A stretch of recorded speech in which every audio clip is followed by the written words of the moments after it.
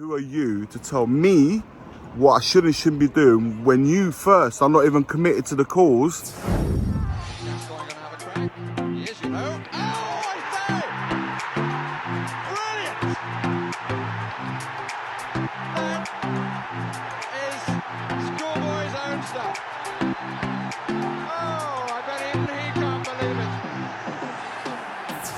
Good morning and good morning to you. Welcome to another episode of Good Morning Tottenham Away, right here from the Tottenham Hotspur Stadium. Not being here for a while, I thought you guys could enjoy.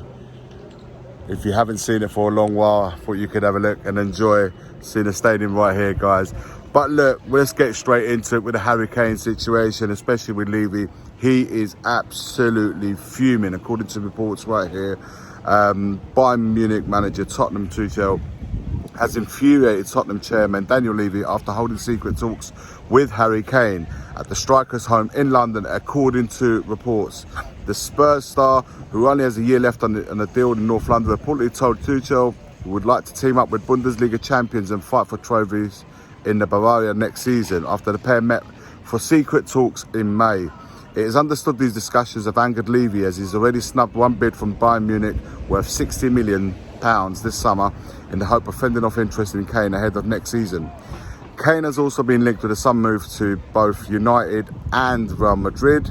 The German Giants have yet to replace the quality of former star Robert Lewandowski, who left the Allianz Stadium for Barcelona last summer, and have identified in Kane as the ideal successor under Tuchel.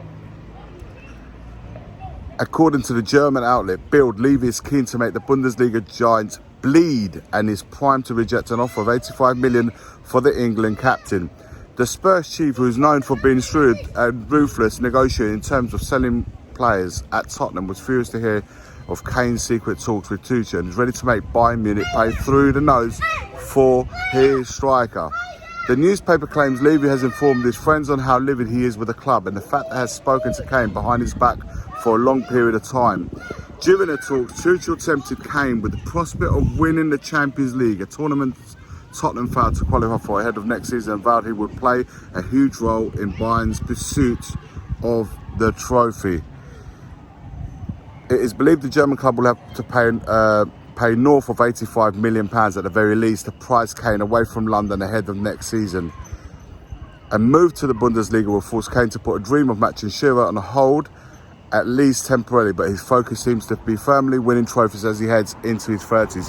Guys, for me it's becoming very clear, because how much of it is true, whether it's true or not, is regardless of the point. The fact of the matter is, it is in the media, it is in the headlines, it is in online every single day, and we're only just entered July. Imagine how long this could potentially go on for when you think that the transfer market isn't closing to the 31st of August.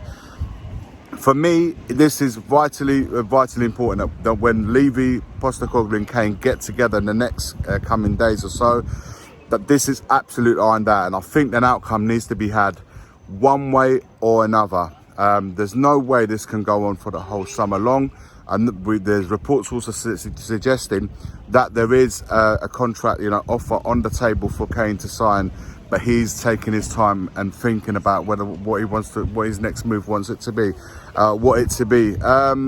For me, I've said this on the panel show yesterday on We Are Tottenham TV. By the way, if you've missed it, head over to We Are Tottenham TV. Have a look at yesterday's panel show.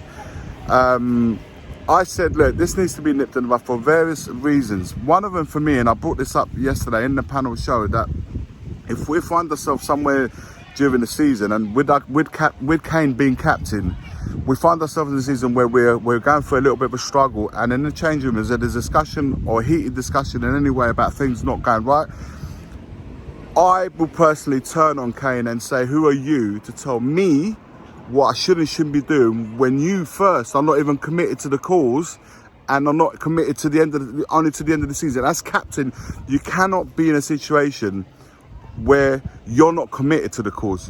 Listen, nobody doubts or puts any doubt on Kane's professionalism by all stretch of it. He's an absolute pro, and everybody should act professionally accordingly. You shouldn't look at him in any other way.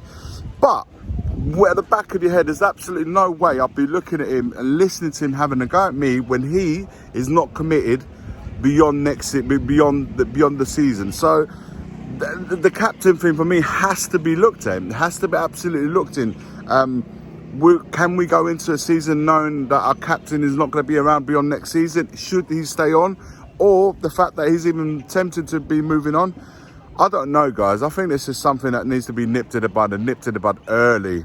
I don't think it's sustainable. I don't think it's, for me, it's a case of cash in. If he doesn't sign or he's not committed beyond next season, I understand that people say, you know what, just let the contract run down and we'll take a chance. He might sign halfway through the season.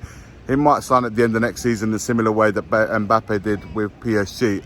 Different scenario, I know, but it can happen where he runs a contract down and then signs a new one. I just don't want to be the situation where we take that chance, losing out potentially on 100 million, which could be reinvested in the market. There's players like Vlahovic, there's players like Osimhen that are looking for a move as well. So there are players out there where with that money you could go and get and bring at Spurs. I understand Kane is one of a kind. I love Kane. I don't want him to leave, but we understand Kane's situation. We understand why he's looking to move elsewhere. It's our fault as a club for allowing this situation to even be a thing this summer, where he's in his last year of the contract, ready to move on. So it's a real tough one. But I think at some point we have to take control of it, deal with it head on, because this is going to pick up momentum, and then before you know it, there's going to be bad vibes. If there isn't already, the player might want to push the move but doesn't want to out openly say that he wants to move in case he gets the backlash should he stay on for another season. It nearly happened with Nuno. We just about recovered that. He just about recovered that. I think another one, I don't know if that's going to be the case. And you don't want to tarnish that legacy that he's had at Tottenham. So I think there's a lot of things to be considered, a lot of things to be thinking about, and I think a lot of things that have to be taken control and deal with it one way or another. If not, if we decided that we're absolutely going to keep him for last season, let him go on free, then publicly declare it. Publicly declare it, a club statement coming out, letting everybody know he will not be moving this season, and any negotiations can take over from January onwards for the following season. He can strike up a deal with whatever team he wants and move next season. But we need to nip this in the bud, and that is why the captain that I mentioned about the captain situation. You can't have a captain who's potentially leaving. There's been a situation. No, listen. Gundogan did it at Man City last season, where he was captain and left for free. Left for free at the end of the season. And I can understand it happens, and nobody doubts Gundogan's professionalism, same way as Kane. But like I said, we are all human, and to take a rollicking from a captain that's going to be out of the door, I don't know. The difference between perhaps Gundogan is Man City were flying for absolutely everything. They were in due course for the league. They were in the cups, and of course Champions League. We know how it all ended. So, excuse me. We know how their season went compared to ours. I just think that if we go for a little bad run, I think that's all going to be coming out. Before you know it, you've got proper unrest amongst the players and the team, and you don't really want that this season, especially given what happened, how it all went last season. This one we've got to go by percentages and make it as less risky. They don't want to unsettle the camp, and I just think that this is going to come back to bite us in the backside if it doesn't get dealt with head on.